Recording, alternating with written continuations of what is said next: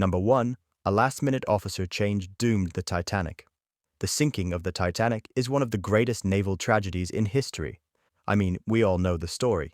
Big, allegedly unsinkable ship is built. The ship hits a massive iceberg and finally sinks to the bottom of the sea. But what decisions actually led to this catastrophe? Well, there is plenty of blame to be passed around for the massive loss of life, but the most popular theory is a last-minute decision to switch officers. Second officer, David Blair, lost his position shortly before the Titanic set sail, and he forgot to hand in his key to a locker that contained binoculars for the lookout. Without any spare binoculars on hand, the crew had to watch for icebergs using only their eyes. I guess this tactic didn't work out so well. Number 2. A wrong turn brought on World War I. Gavrilo Princip was part of the Serbian militant group called the Black Hand that sought to destroy the rulers of the Austro-Hungarian Empire. And as it turns out, Gavrilo would be the one to achieve this goal, but not without a lot of luck. On June 28, 1914, Princip and others planned to take out Archduke Ferdinand as his car paraded by. They threw a bomb under the car, but the explosion was delayed, and Ferdinand escaped unharmed. Then they tried to shoot him, but the gun misfired. However, luck was on the side of the young militarist. You see, during the parade, they decided to change Ferdinand's route, but his driver somehow missed this fact. As a result, he made a wrong turn and drove right back to Gavrilo Princip. The lucky assassin took this chance and killed Archduke Ferdinand, which is now considered the spark that ignited World War I. Number 3. A romantic vacation may have saved D-Day. The storming of Normandy on D-Day is perhaps the single most important moment in World War II, at least from an Allied perspective, not for the Germans. Especially if they knew that their historical loss may have been caused by a surprise birthday party. I know it sounds strange, but let me explain. Their main Nazi general might have been brutal, but he had a soft spot for his wife, causing him to plan a surprise birthday vacation for her. Coincidentally, this caused him to leave his post for a few days, right before the Allies attacked. No one can predict history, but had the most skilled German military tactician been present, things could have turned out differently. Without him, the Nazi troops were unable to gauge weather conditions, and the Allies took advantage of this fact. Number 4. A Russian soldier single-handedly saved the world from nuclear warfare. If there is one man every human owes their life to, it's Stanislav Petrov. On September 26, 1983, Petrov was working at his job, monitoring the Soviets' early warning systems. Several sensors went off, indicating the US had launched missiles toward the Soviets, which meant it was Petrov's job to begin returning fire. Sensing something was amiss, he quickly decided to delay telling his superiors, knowing the awful repercussions for the world if he did. This last-minute decision saved not just his country, but also the world, since this was indeed a false alarm.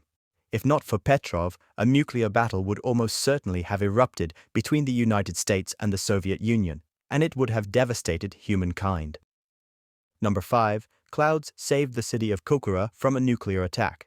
We continue with the topic of atomic bombs. Everyone who has knowledge about World War II or recently watched Oppenheimer in cinema knows that the nuclear bombings of Hiroshima and Nagasaki were not planned in incredible detail. Besides intense arguments about whether or not to use atomic bombs, they also weren't sure where to drop the bombs. The original plan was for Kokura to be hit right after Hiroshima, but a young crewman named Kermit the Ahan determined it was too cloudy to see all of Kokura, so he called it off. This last-minute decision saved every person in Kokura.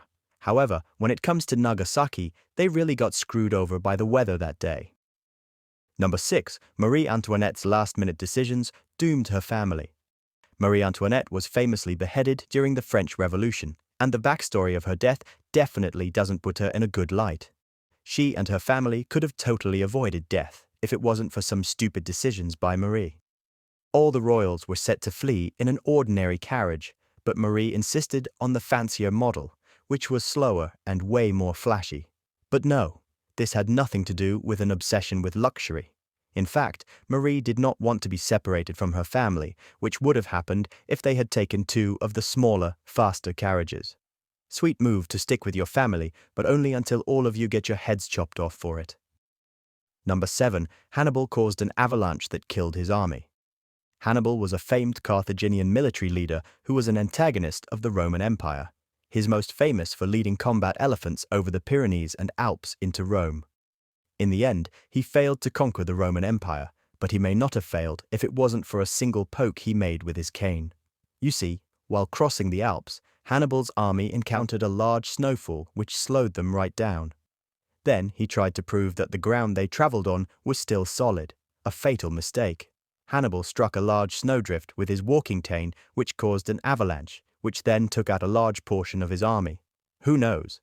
Maybe if it wasn't for that rash decision, the history of the Roman Empire might have been changed forever. Number 8. Johann Röhl lost the American Revolution over a poker game. Johann Röhl is a lesser-known German colonel who commanded the Hessian troops that aided the British in the American Revolution. He is most famous for being the victim of George Washington's Neolithic crossing of the Delaware.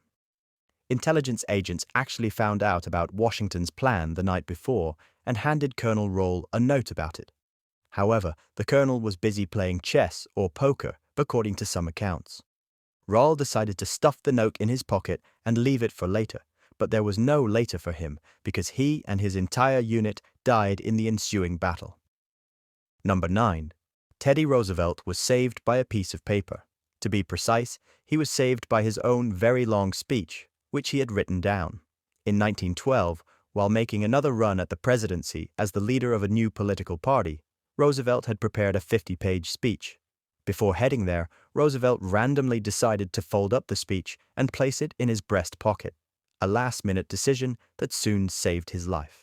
During the event, an assailant shot Roosevelt in the chest, but the bullet was greatly slowed by the massive hunk of paper in his pocket. Number 10. Martin Luther King improvised "I Have a Dream." If there's one historical quote that everyone knows, it's "I have a dream." However, originally, there wasn't meant to be any mention of dreaming. King had an entire speech written and prepared, but when Mahalia Jackson, a gospel singer in the audience, shouted, "Tell him about the dream," King started to improvise. He began speaking from the heart and disregarded his prepared speech. The result of that last-minute decision was probably one of the most famous quotes and political speeches in history. Thanks for watching. See the video on your screen? Well, YouTube thinks this one might interest you as well, so go ahead and check it out if you like.